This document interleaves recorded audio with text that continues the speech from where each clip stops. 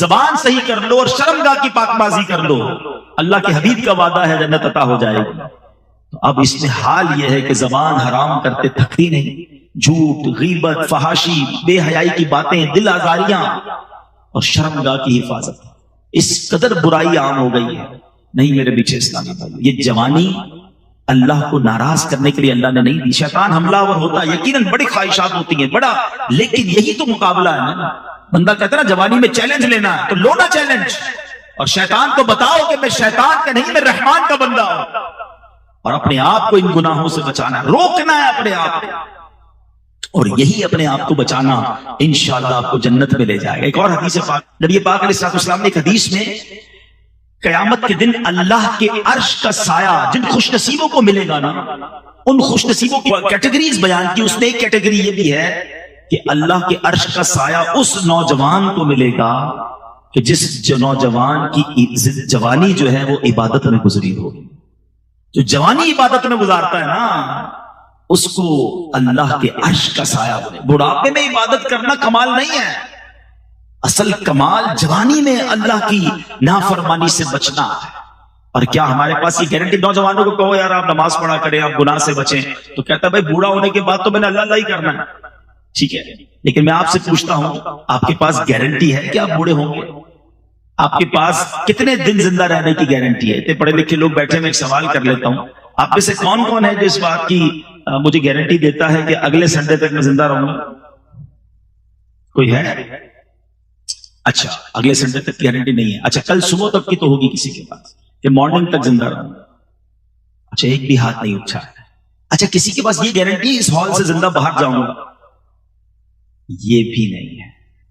آپ کو یہ معلوم ہے کہ آگاہ اپنی موت سے کوئی بشر نہیں، سامان 100 برس کا ہے، پل کی خبر نہیں۔ جب پل کی خبر نہیں ہے تو مجھے بتاؤ نا پھر کل کی پلاننگ کیوں کر رہے ہو؟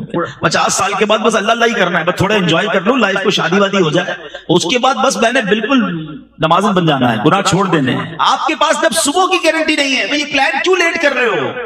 اتنا امیر معاویہ رضی اللہ عنہ، میں آپ کو ان کا قول سناتا ہوں۔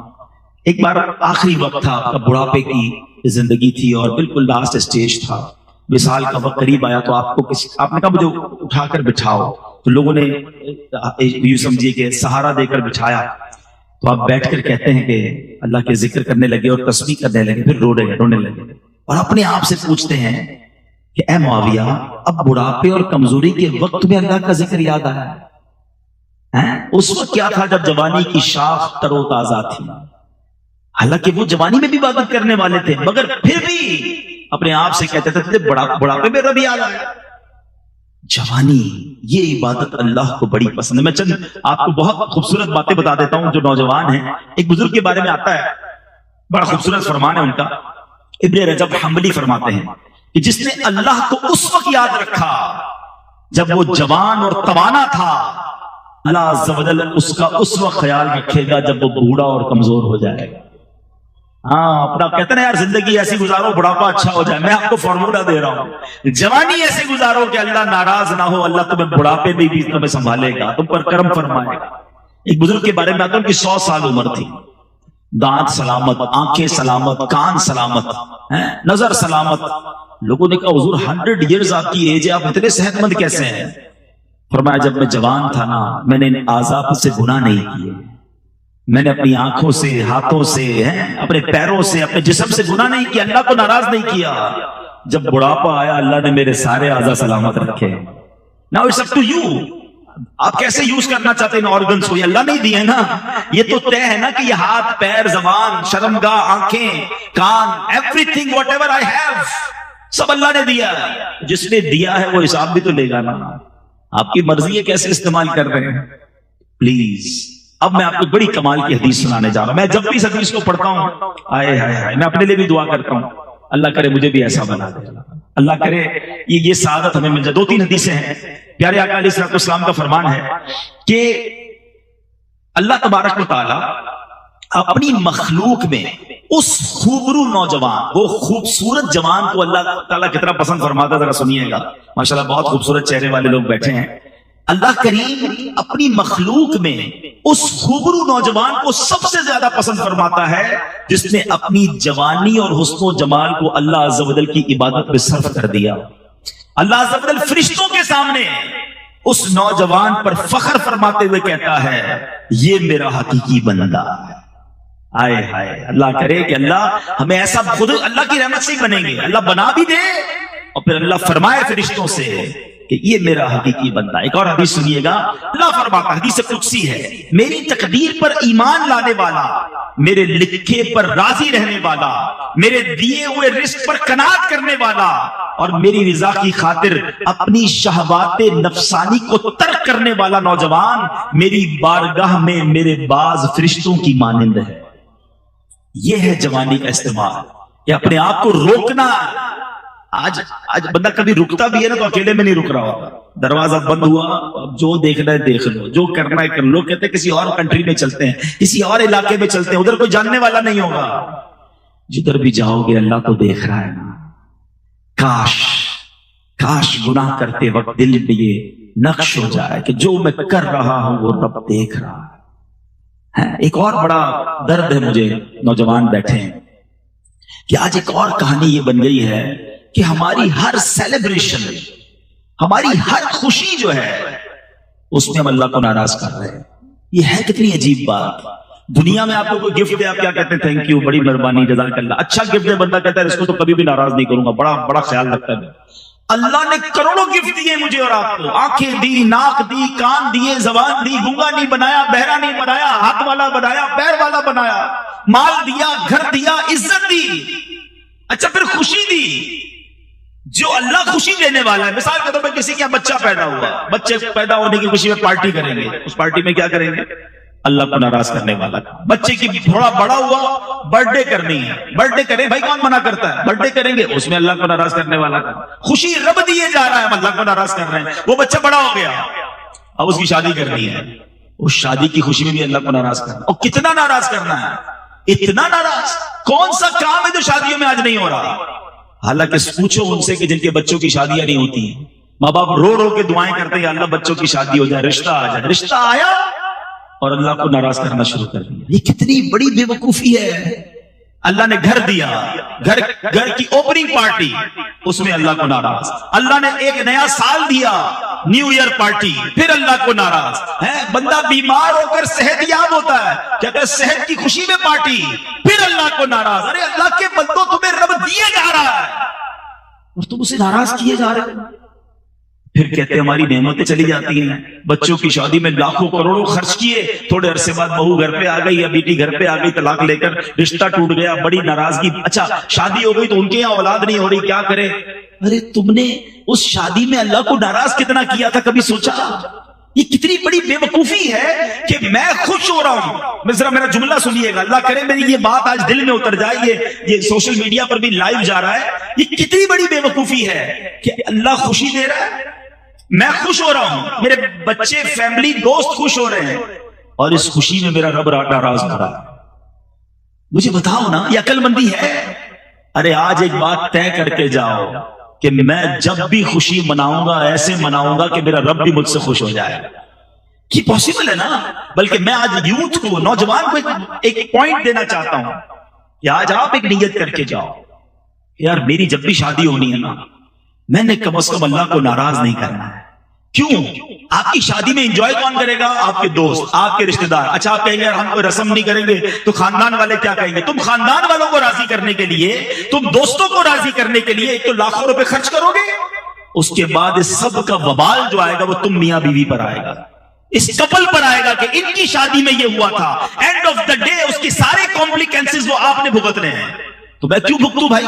اپنے دوستوں کو، رشتہ داروں کو راضی کرنے کے لیے میں اور میری بیوی اور آنے والے بچے اس لعنت کو کیوں بھگتے ہیں؟ ہم نے وہی کرنا ہے جو رب کی رضا ہے. آپ کر کے دیکھو، پھر اس کی خوشیاں دیکھو، کیونکہ اللہ نے قرآن میں فرمایا ہے لَإِن شَكَرْتُمْ لَأَزِيدَنَّكُمْ، تم میرا شکر ادا کرو میں تمہیں اور عطا کروں گا. آپ خوشی میں شکر ادا کریں نا، نعمتوں کا شکر ادا کریں، صدقہ کریں، خیرات کریں. شادیاں اچھی انداز سے بھی ہوتی ہیں. ایک صاحب مجھے ملے، بہت کمال کی بات کی. جب بھی اپنے کسی بچے کی شادی کرتا ہوں، ساتھ 2 غریب بچوں کی شادیاں بھی کر دیتا ہوں. رسمیں وسمیں نہیں کرتا، وہ پیسے ان غریب بچوں پہ خرچ کرتا ہوں. وہ ساری زندگی جھولیاں اٹھا اٹھا کے میرے بچوں کو دعائیں دے رہے ہوتے ہیں. میرے بچوں کی خیر ہو جاتی ہے. یہ کرو نا, کمال ہے. ہر خوشی میں رب کو ناراض. اللہ کرے یہ شیطان کا وار ہم سمجھ جائیں. یہ مردود چاہتا یہ ہے کہ اللہ ہم سے ناراض ہو جائے اور ہم اس کی بات مان لیتے ہیں. ہماری ہر سیلیبریشن میں ہم سیلیبریٹ کریں, اس میں کوئی غم نہیں ہے, کوئی منع نہیں ہے, مگر ایسی سیلیبریشن کرو کہ اللہ بھی راضی ہو جائے. قرآن خوانی کریں, نعت خوانی کریں, لنگر کریں, غریبوں کو کھلائیں, صدقہ کریں, خیرات کریں, اچھے کپڑے پہنے. کون منع کرتا ہے؟ خود بھی پہنے, دوسروں کو بھی پہنا دے. لیکن تکبر نہ کریں, ریاکاری نہ کریں, دکھاوا نہ کریں, تکلیف نہ دے. ارے تم خوش ہو رہے ہو, پورا محلہ رات کو سو نہیں رہا. ایسی کون سی شادی ہے بھائی؟ ڈھول دھمکا, آتش بازی, لوگ نیند سے ڈر کے اٹھ جاتے ہیں. پتہ چلتا ہے بارات آئی تھی, ایسا لگتا ہے محلے پہ حملہ ہو گیا کسی. اب بتاؤ, یہ دل سے دعا نکلی تمہاری شادی کی رات ان لوگوں کے لیے؟ شادی کی رات تم نے ہائے لیے ہیں, لیتے لوگ, پھر کہتے ہیں یار خوشیاں نہیں مل رہی فیملی میں. تم نے, آپ خود سوچے تھے یہ شیطان نے ہم کون سے کام ہم سے کروا رہا ہے. تو اللہ کرے کہ دل میں اتر جائے میری بات. تو جوان, تو نوجوان ہے, اس کو اپنے نفس کو بچانا ہے, اپنے آپ کو گناہوں سے بچانا ہے, کیونکہ کامیاب لوگ وہ ہیں جو اپنی شرم گاہ کی حفاظت کرنے والے ہیں. اب قرآن کی جو آیتیں ہیں, جو کیٹیگریز ہیں, وہ اختتام کی طرف ہیں. There is no big list. اب ریوارڈ کی طرف ہم نے آنا ہے, مگر ایک قرآن اور بات فرما رہا ہے, وَالَّذِينَ هُمْ لِأَمَانَاتِهِمْ وَعَهْدِهِمْ رَاعُونَ. کامیاب لوگوں کا ایک اور کام کیا ہے فرمایا, اور وہ جو اپنی امانتوں اور اپنے وعدے کی رعایت کرنے والے ہیں. امانت رکھواؤ تو پوری واپس لوٹاتے ہیں, وعدہ کرتے ہیں تو پورا کرتے ہیں. آج کل تو ایک عجیب سے جملہ مشہور ہے, وعدہ ہی کیا تو وفا ہو گیا. ارے اللہ کے بندو, مسلمان کا وعدہ سچا ہوتا ہے. قرآن کہہ رہا ہے کہ کامیاب لوگ وعدے کی پاسداری کرنے والے ہیں اور امانت لوٹانے والے ہیں. امانت لے کر بھاگنے والے نہیں ہیں. لیکن اب جو یہ کرنے والے ہیں, پھر آگے قرآن آخری بات, پھر انعام کی طرف آ جائیں گے. آپ کو اگر تھوڑی دہرائی کرنا, نماز خشوع و خضوع سے پڑھنے والے, زکات دینے والے, فضول کام کرنے والے نہیں, اپنی شرمگاہ کی حفاظت کرنے والے, اور پانچواں فرمایا امانتوں کی اور وعدوں کی پاسداری کرنے والے. ابھی تک تو 5 ہی آلموسٹ باتیں ہوئی نا, اب چھٹی بات آ رہی ہے, اور اس کے بعد انعام ہے. قرآن فرماتا ہے وَالَّذِينَ هُمْ عَلَىٰ صَلَوَاتِهِمْ يُحَافِظُونَ. پھر نماز آ گئی. Look at the value of نماز. قرآن کہتا ہے وہ جو اپنی نمازوں کی حفاظت کرتے ہیں. پہلے کہا نماز خشوع و خضوع سے پڑھتے ہیں, اب قرآن کہہ رہا ہے کہ وہ نماز پراپر ٹائم پہ حفاظت کر کے پڑھتے ہیں, نماز ضائع نہیں ہونے دیتے. لوگ کہتے ہیں یار شام کو ساری پڑھ لیتا ہوں, تو بریک فاسٹ لنچ بھی ڈنر میں کر لیا کرو نا. بریک فاسٹ کے وقت بریک فاسٹ یاد ہے, لنچ کے وقت لنچ یاد ہے, کاروبار کے وقت کاروبار یاد ہے, رات کو ساری نمازیں پڑھنی ہے. ٹائم پہ پڑھنی ہے, حفاظت کرنی ہے نماز کی. اور میں آپ کو صحیح بتاؤں, جس نے اپنی زندگی میں نماز کو پراپر انوالو کر لیا نا, اب اس کی نماز قضا نہیں ہوتی, اس کو الٹا بے چینی شروع ہو جاتی ہے. جس طرح آپ نے کبھی دوپہر کا کھانا نہ کھایا ہو تو رات کو کیا ہوتا ہے, شام کو ایک انر الارم بج رہا ہوتا ہے, یار آج دوپہر کا کھانا نہیں کھایا ہے, یار ابھی تک نہیں کھایا, ابھی تک ڈنر نہیں کیا. کیوں؟ کیونکہ آپ نے اس کو زندگی میں انوالو کیا ہے. جاب نہیں چھوٹتی, اسکول نہیں چھوٹتی, دوست نہیں چھوٹتے, نماز کیسے چھوٹ گئی؟ اچھا پھر کچھ لوگ ملتے ہیں کہتے ہیں یار مسئلہ یہ ہے کہ فجر کی نماز میں آنکھ نہیں کھلتی, باقی 4 پڑھ لیتا ہوں. میں ان سے ایک سوال کرنا چاہتا ہوں کہ آپ کی کبھی صبح 8 بجے کی فلائٹ ہو وہ چھوٹی ہے؟ کبھی 7 بجے کی ٹرین چھوٹی کہ یار آج آنکھ نہیں کھلی اس لیے ٹرین نکل گئی؟ کبھی صبح ارجنٹ باس نے کہا میٹنگ ہے 7 بجے آنا ہے, 8 بجے بینک پہنچنا ہے, کبھی ایسا ہوا یار آنکھ نہیں لگی, آنکھ نہیں کھلی, 2 الارم لگاتے ہیں, والدین کو کہہ کے سوتے ہیں, پڑوسی کو بھی کچھ لوگ کہتے ہیں یار اٹھا دینا بھائی صبح فلائٹ نہ لے جائے. نہ فلائٹ مس ہوئی, نہ ٹرین مس ہوئی, نہ میٹنگ مس ہوئی, نماز کیسے ہو گئی؟ اس کا مطلب یہ کہ نماز کی وہ ویلیو ہی نہیں ہے دل میں. جس دن نماز کی ویلیو ہو گئی نا, ایٹ اینی کاسٹ نماز پڑھو گے آپ. اور نماز کا حکم پتہ ہے کیسا ہے کہ آپ کھڑے ہو کے نہیں پڑھ سکتے تو بیٹھ کے پڑھیں, بیٹھ کے نہیں پڑھ سکتے تو لیٹ کے پڑھیں, لیٹ کے نہیں پڑھ سکتے اشارے سے پڑھیں, پانی نہیں ہے تو تیمم کر کے پڑھیں. پڑھنی ہے. اور نماز ہے کیا؟ الصلاۃ عماد الدین. نماز دین کا ستون ہے. اس عمارت کے ستون نکال دے, عمارت کھڑی رہے گی؟ ستون ہے نماز, مگر نماز ہی نہیں ہماری لائف میں. اچھا کوئی افسوس بھی نہیں ہے جس کی فجر قضا ہو جائے اس کا دن کیسے اچھا گزرتا ہے. صبح صبح 5 لاکھ روپے کا لاس ہو جائے, سارا دن موڈ کیسا ہوگا آپ کو؟ میسج آ جائے یار وہ مال خراب ہو گیا, ارے نہ کھانا اچھا لگے گا, نہ مسکراہٹ آئے گی چہرے میں, لوگوں کو پتہ چل جاتا ہے کچھ گڑبڑ ہو گئی ہے, لگتا ہے آج کو لاس کیا ہے. نماز قضا ہو گئی, ہنستے ہنستے اٹھتے ہیں, ظہر چلی گئی, عصر چلی گئی, مغرب چلی گئی, دھڑا دھڑ نمازیں جا رہی. مسلمان بے نمازی کیسے ہو سکتا ہے؟ نماز دین کا ستون ہے، نماز جنت کی کنجی ہے، نماز میرے آقا علیہ الصلوۃ والسلام کی آنکھوں کی ٹھنڈک ہے، اور نمازی کو سب سے بڑا انعام یہ ملے گا کہ اللہ کا بروز قیامت اسے دیدار کروایا جائے گا۔ اور جب بے نمازی ہوتا ہے، آپ اور میں جہاں رہتے ہیں ہمارا گھر پہ نام لکھا ہوتا ہے، گھر کے باہر نیم پلیٹ، ایک حدیث سنو، اللہ کرے عبرت ملے۔ حدیث پاک کا مضمون ہے کہ جو بے نمازی ہوتا ہے نا، جو ایک نماز جان بوجھ کر قضا کر دے، اس کا نام جہنم کے اس دروازے پر لکھ دیا جاتا ہے جس سے وہ اندر داخل ہوگا۔ نبی پاک نے دونوں ہاتھ ملا کر بتایا، یہ ہاتھ ملا کر فرمایا جب بے نمازی قبر میں جائے گا نا، اس کو قبر ایسے دبائے گی کہ پسلیاں ٹوٹ پھوٹ کر ایک دوسرے میں پیوست ہو جائیں گی۔ تو نماز قضا نہیں ہونی چاہیے، پلیز آج نیت کر کے جاؤ کہ آج کے بعد ہماری کوئی نماز قضا نہیں ہو۔ آپ نماز پڑھیں، نماز آپ کی ساری مشکلیں آسان کر دے گی، نماز روزی میں برکت لاتی ہے، نماز بیماریوں کو دور کرتی ہے، نماز آپ کے برڈن ریلیز کر دے گی۔ جو پڑھتے نماز ان سے پوچھو وضو کرنے کے بعد ایسا لگتا ہے بندہ ری سٹارٹ ہو گیا ہے، ری فریش ہو گیا ہے، ایک نئی زندگی کو آپ دوبارہ ملتی ہے۔ تو نماز پڑھنے کی پراپر عادت ڈالیں۔ تو یہ 6 یا 7 چیزیں ہوئی۔ Now come towards the reward. اللہ اکبر، انعام سنو، مزے کو بھی مزہ آ جائے گا۔ اللہ قرآن میں فرماتا ہے اولئک هم الوارثون، یہی لوگ وارث ہیں۔ کس کے وارث ہیں؟ الذین یرثون الفردوس ہم فیہا خالدون۔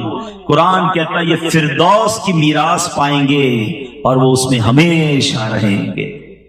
جنت بھی کون سی والی؟ جنت الفردوس۔ جنت الفردوس کیا ہے پہلے یہ سنو۔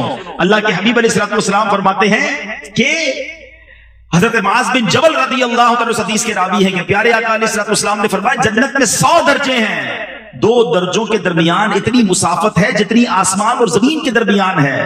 فردوس سب سے اعلیٰ اور درمیانی جنت ہے، اور اس کے اوپر رحمان عز و جل کا عرش ہے، اس سے جنت کی نہریں نکلتی ہیں۔ جب تم اللہ تعالیٰ سے سوال کیا کرو تو جنت الفردوس کا سوال کیا کرو۔ لہذا ہر مسلمان کو چاہیے کہ جب اللہ سے جنت مانگے جنت الفردوس ہی کی دعا کرے۔ اگر اللہ تعالیٰ نے اپنے فضل و کرم سے وہ دعا قبول کر لی تو آقا فرماتے ہیں آخرت میں ملنے والی وہ سب سے عظیم نعمت ہے۔ ہم تو دعا مانگیں گے نا، قرآن تو کہہ رہا ہے یہ وارث ہیں، گارنٹیڈ۔ اولئک هم الوارثون، یہی لوگ وارث ہیں۔ کس چیز کے؟ الذین یرثون الفردوس، فردوس کے وارث ہیں۔ یاد رکھیے سب سے قیمتی چیز وہ ایمان ہے۔ گانوں میں، لطیفوں میں، چٹکلوں میں، کامیڈی شو میں اب بڑے ایسے کفریہ کلمات آ گئے۔ میرے ٹاپک نہیں ہے ورنہ میں اسی پر پورا بیان آج کر دوں، اور یہ بیان بھی ہونے چاہیے اور یہ بھی ہماری نالج ہونی چاہیے کہ وہ کون سے طریقے ہیں جس سے ایمان سے بندہ خارج ہو جاتا ہے۔ کفریہ کلمات آج مذاق میں جس کو دیکھو جنت، دوزخ، فرشتوں، رسولوں، انبیاء، معاذ اللہ مذاق اڑا رہا ہوتا ہے، لطیفے سنا رہا ہوتا ہے۔ بالکل آسان لیا ہوا ہے لوگوں نے، ایسا نہ کیا کرو۔ ہم مسلمان ہیں اور ہماری باؤنڈری ہے، زبان ہم نے ادب والی رکھنی ہے، ورنہ کہیں ایسا نہ ہو سارا سفر بیکار ہو جائے۔ جس کا ایمان چلا گیا نا اس کی نمازیں، روزے، حج، صدقے سب ختم، وینش، نل اینڈ وائڈ۔ ایمان تو سمجھ لے پاسپورٹ ہے، پھر جنت کا ویزا لگے گا نا، پاسپورٹ ہی نہیں ہے تو کیسے جائیں گے؟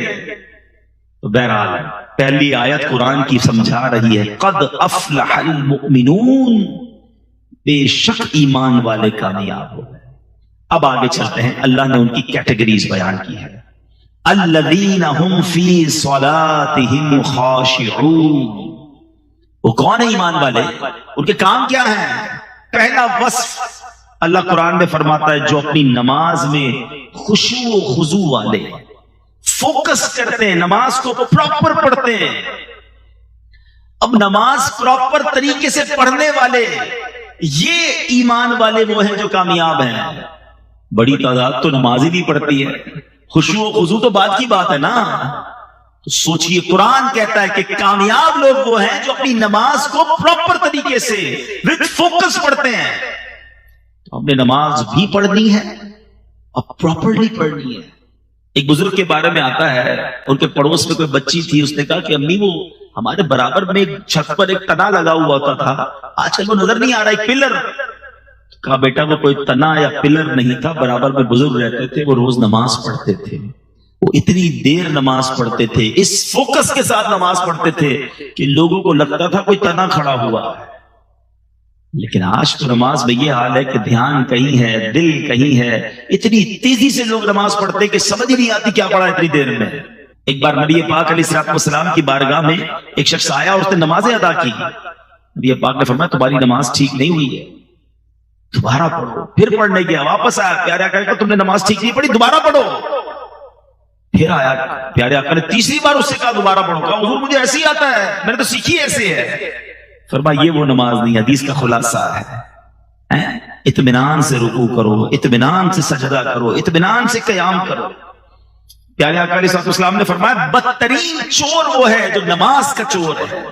نماز کو مذاق نہ بنائے، نماز یہ اللہ کی بارگاہ میں حاضری کا وقت ہے، اس کو اہتمام کیجئے، اس کو گویا سیلیبریٹ کیجئے۔ مثال کے طور پہ آپ کو وزیر اعظم بلا لیں، کوئی وزیر اعلیٰ بلا لیں، کوئی منسٹر بلائے، کتنا تیار ہو کے جاتے ہیں، پورے محلے کو پتہ چل جاتا ہے کسی بڑی دعوت میں جا رہے ہو تو اتنے پرفیوم لگا کر، اتنے عطر لگا کر لوگ نکلتے ہیں، وہ والے کپڑے استری کروں گا، وہ والے جوتے پہننے، یار یہ تو پچھلی دعوت میں پہن لیے تھے، اب ذرا دوسرا کلر پہننا ہے، سب اہتمام ہے۔ نماز پڑھتے وقت نہ لباس کا خیال ہے، نہ صفائی کا خیال ہے، نہ توجہ ہے۔ ایسا نہ کرے، اپنی نماز کی حفاظت کرے، پراپر طریقے سے پڑھے۔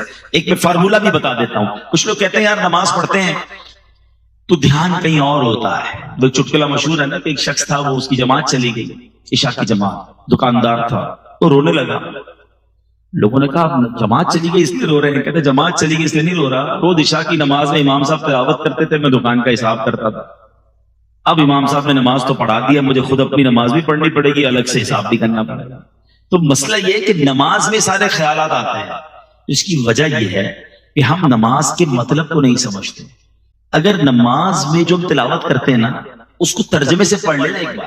میں اس کا ایک مشورہ دیتا ہوں، جو چاہتے ہیں کہ ان کا نماز میں دھیان نہ بٹے، تو ایک فارمولہ یہ ہے کہ آپ 30واں پارہ، قرآن پاک کا 30واں پارہ اور سورہ فاتحہ، اس کو پراپر ترجمے اور تفسیر سے 2-3 بار پڑھ لیں۔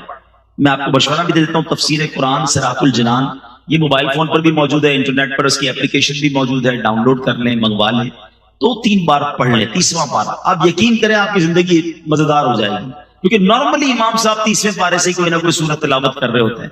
اب جب وہ سورۃ فاتحہ پڑھیں گے نا تو آپ کو پتہ چل جائے گا بات کیا ہو رہی ہے۔ اب جب وہ آخری پارے کی کوئی آیت تلاوت کریں گے آپ کو اندازہ ہو جائے گا کہ قبر کا ذکر ہے، حشر کا ذکر ہے، نعمتوں کا ذکر ہے، جنتوں کی بات۔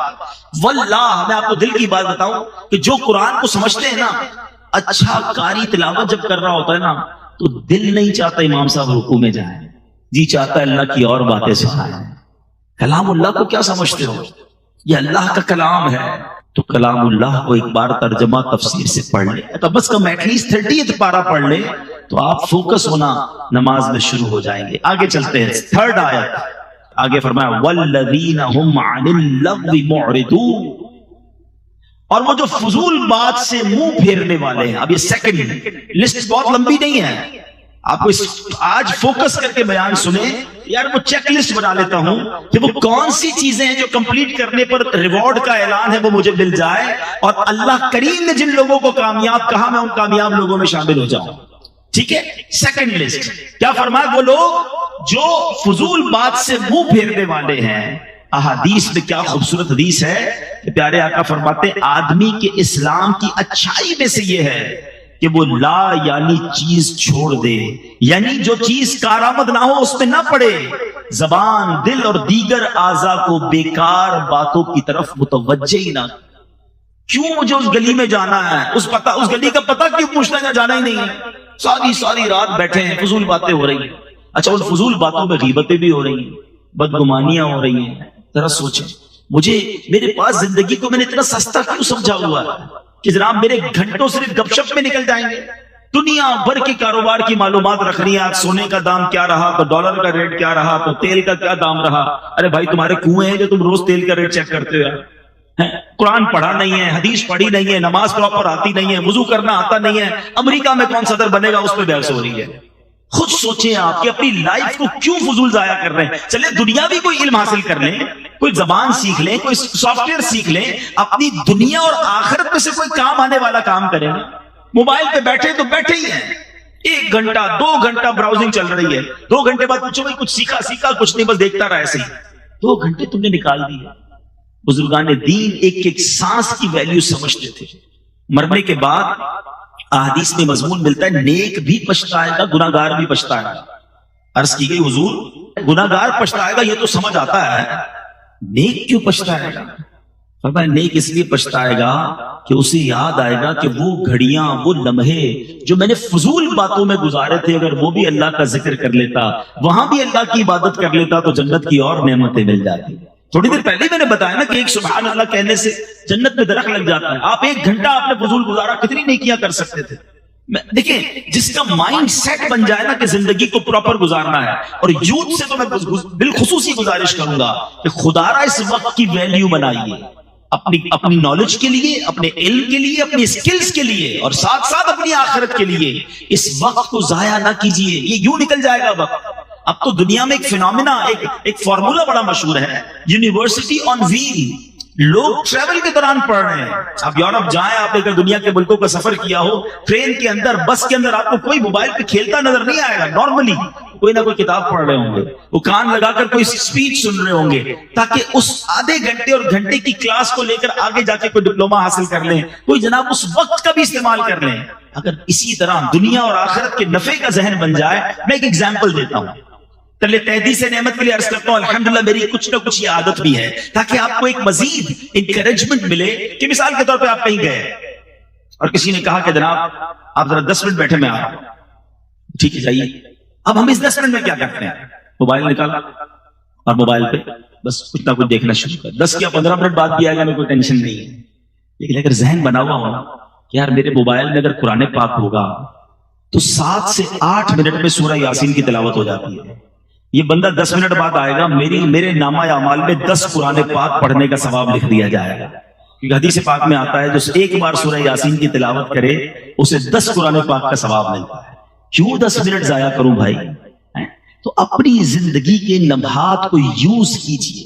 अल्लाह करे जहन बन जाए कि 2 रकअत नफल पढ़ लूं तो मुझे और अल्लाह के करीब हो जाऊंगा, कुछ मजीद दुरूद पाक पढ़ लूं, कुछ कलमा तैयबा का विर्द कर लूं। तो ये कुरान पाक की आयत याद रखें कि वो लोग